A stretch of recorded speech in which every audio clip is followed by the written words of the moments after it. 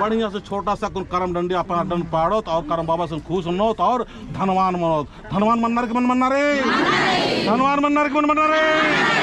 भगवान उससे बोल कि मानो धनवान तो धनवान मनो, दान किया और धनवान बना। नाम दान मान चीज था ना, दूसरा जातर के मंदिर मुंदिर के चीज था, लेकिन अपन धर्म ना लगे ना में चीज लेकिन लगे इन तो लगे चीना दिया ना।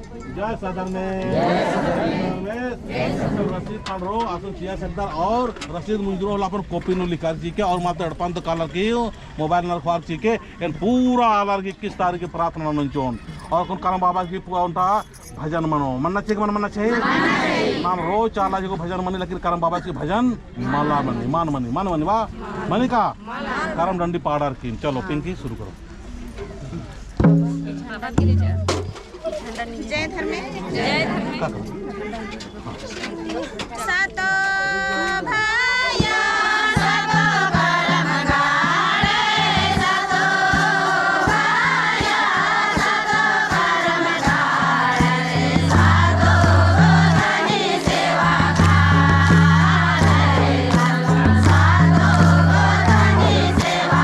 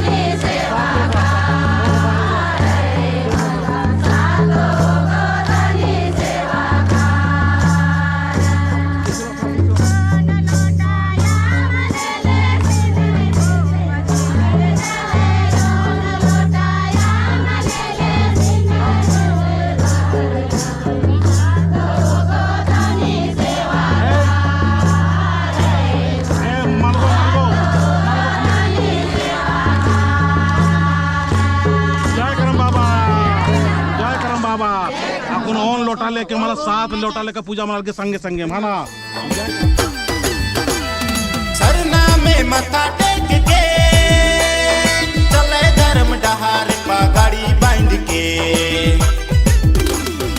आयु बाबा छोड़ के मोह माया तोड़ के आयु बाबा छोड़ के सरना झंडा लेके सबके बताए लगल धर्म डहर रे। आयु बाबा छोड़ के मोह माया तोड़ के आयु बाबा छोड़ के सरना झंडा लेके सबके बताए लगल धर्म डहर रे।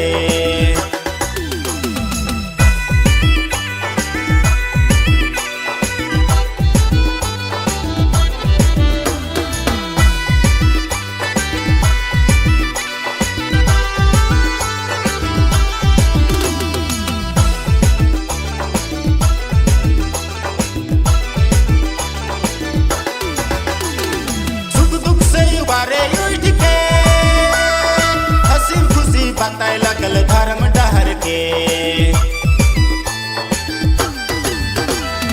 सुख दुख से बारे उठ के हंसी खुशी बताए लगल धर्म डहर के लोभ लालच छोड़ के मोह माया तोड़ के लोभ लालच छोड़ के मोह माया तोड़ के सबके बताए लगल धर्म डहर रे।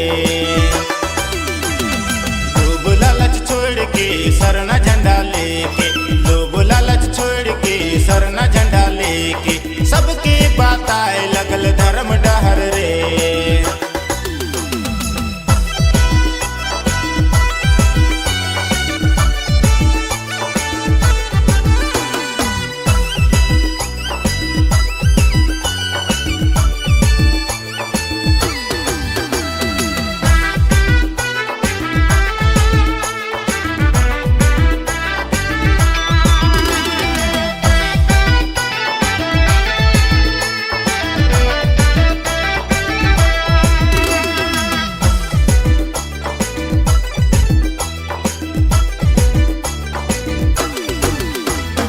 आपस में लड़े झगड़ा छोड़ के सरना कर डहर में चला कहा थे।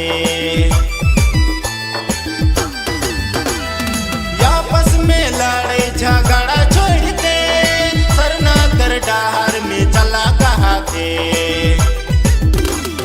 मान समन छोड़ के इस गपट का छोड़ के, मान समन छोड़ के सरना झंडा लेके, सबके बात आए लगल धर्म डहर रे। लोभ लालच छोड़ के सरना झंडा